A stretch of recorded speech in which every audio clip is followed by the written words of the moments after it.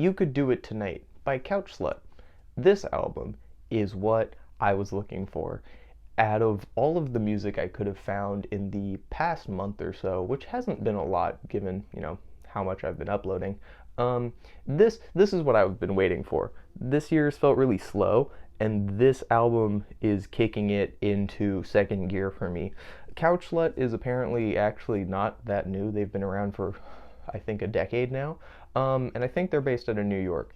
And they have this really interesting doom sludge punk sound. It's really interesting, and it encompasses a lot of things that would typically fall under metal, in my opinion. They've got a pretty wide variety. They even have some double kick at times. Like, they cover a lot of ground. And I didn't know this was their fourth album until I got to the interlude, because Apple Music only shows them as three. But then you go to the EPs and you find a 30-minute EP, and you're like, okay, this is obviously an album. But anyways, besides that point, You Could Do It Tonight is a phenomenal album, in my opinion. This is going to be in my top albums of the year, if not in the top 10. It's fantastic. The bass tone on every single song is so insane. I don't know what they're doing. I don't know what their bass player is consuming. They need more of it, though. That's all I'm going to say. The guitars on these things.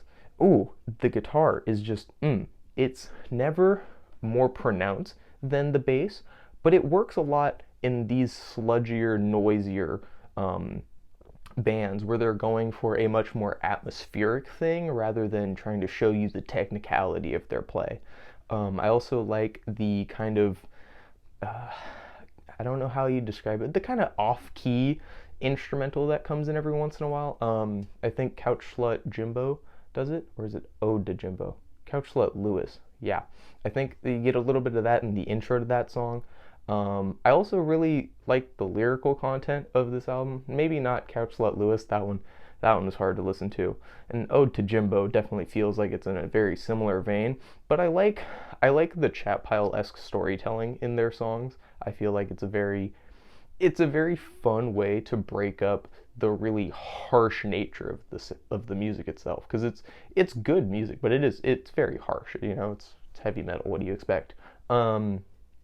I really like the donkey, though I think my one gripe with this album is that you don't really need Presidential Welcome. It's cool for the vibe. It's a very meta track, and I do like meta things in music. I feel like it doesn't happen often enough, so I do like it. But it feels a little long. It feels like it could have been like half the amount of time, and it would have been fine. And I really like the donkey, but I do think it should just be shorter. Again, you could cut like 30 seconds. I think you'd be chilling. Just talk a little faster at the end. But that's besides the point. The song itself, the storytelling is fucking phenomenal. I really like it. Especially he came back to the center of the room and she ran upstairs screaming, crying. Like, when you get to that point, you're like, oh, okay. He sawed his arm off to the bone. I was like, that's a good song. That's how you do musical storytelling. Like, phenomenal. I also like crystal energies are healing, or whatever. Energy crystals are healing. Purely because dicks and wire cages, it's just funny.